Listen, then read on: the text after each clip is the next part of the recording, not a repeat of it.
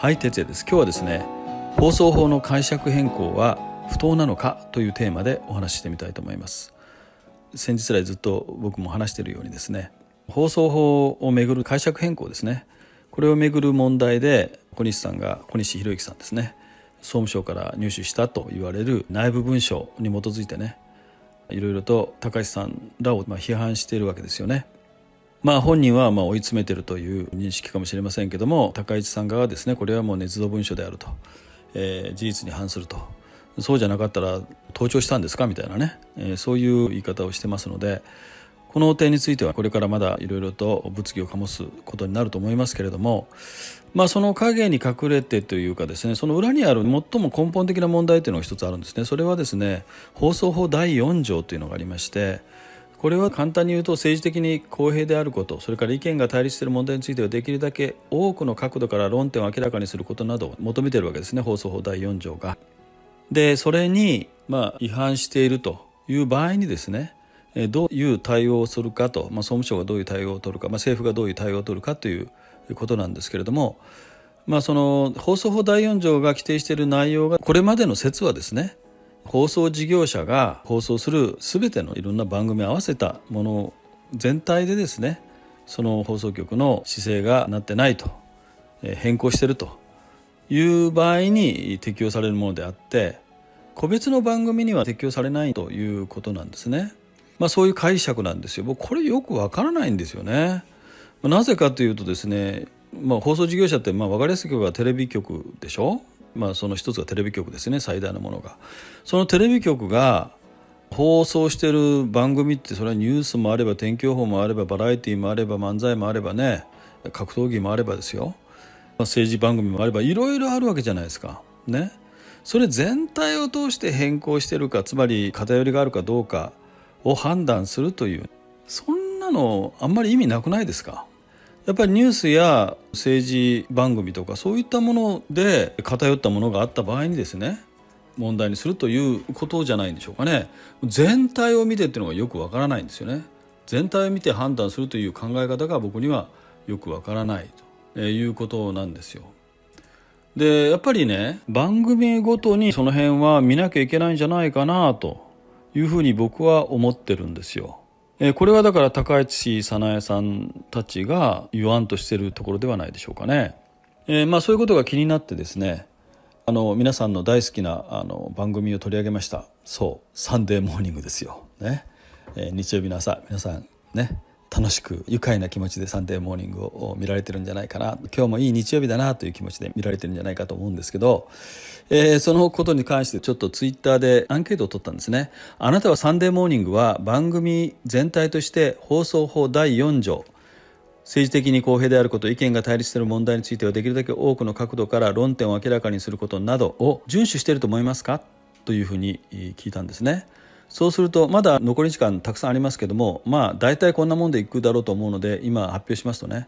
大体ざっくり言うと、遵守しているが 1.5% 以下、遵守していないというのが 98% 以上ということになっている。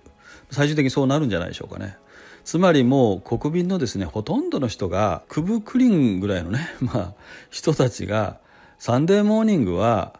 放送法第4条を遵守していないよというふうに見ているということですね。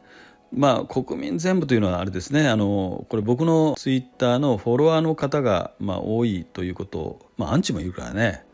必ずしもそういう人だけが投票したとは限りませんけどね、アンチも結構多いんですよ。僕あちこちでね、エゴサーチっていうのかな、徹夜ってみたらひどいこといっぱい書かれてますからね。だから僕もだいぶ叩かれる存在になったんだなというふうに自分の成長を喜んでおりますけれどそれはいいんですけどね。やっ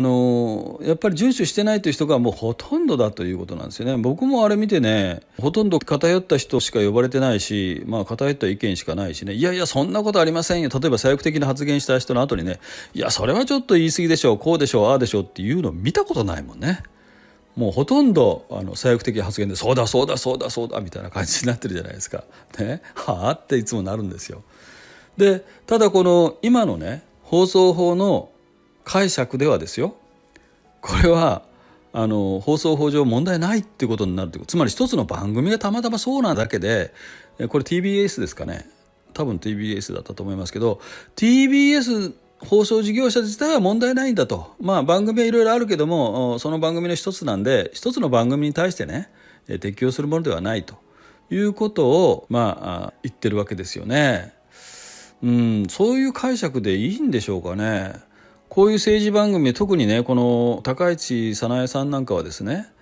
普通の番組で多少の偏りがあることについては表現の自由とかいろいろあるんで、そこはねあんまり厳しく考えないけれども、これね総務大臣の時の答弁でもあるんですけど、やっぱり国論を二分するような、例えばね憲法9条改正をやるべきかどうかというような問題についてですよ。例えばですね、もう9割5分ぐらい、いや改正してはいけないと、憲法はそのまま守るべきだという意見ばっかりバーッと流してですよ、ちょっと付け足し程度にですね、いや憲法改正しなきゃいけないんじゃないかという意見が例えば 5% だと、 95% は憲法改正してはいけないという意見を垂れ流したとしますよね、専門家とか一般の人も含めてね。そうするとこれは変更報道で情報操作になるじゃないですか。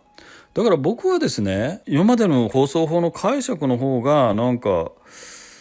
おかしいんじゃないかなとね。漫才もあればスポーツ番組もあればニュースもあればね、格闘技もあればいろんな番組が、ドラマがあればね、いろんな番組があって、それ全部を、おしなべて検討して政治的に公平であるかどうかを、判断するとかね、ちょっとそれはおかしいんじゃないかなというふうに思うわけですよね。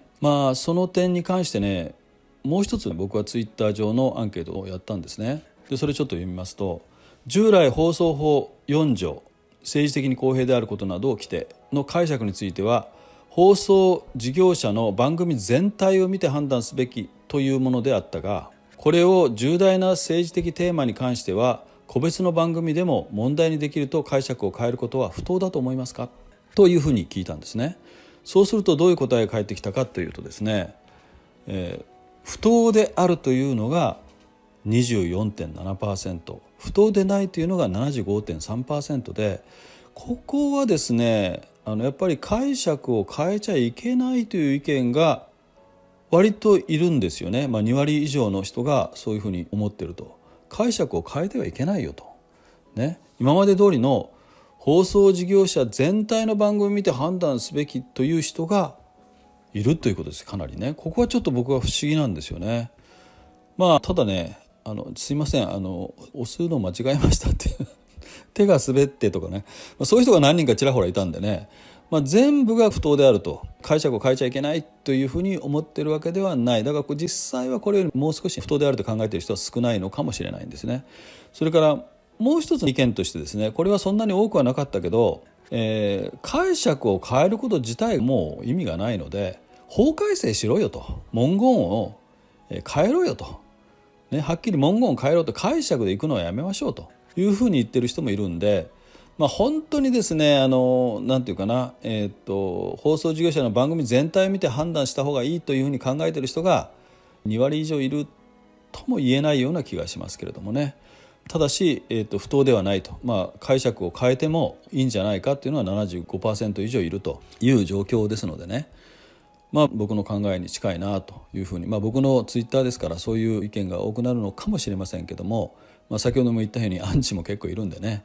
ひょっとしたらアンチの意見が不当であるの中に入っているかも分かりませんけれども、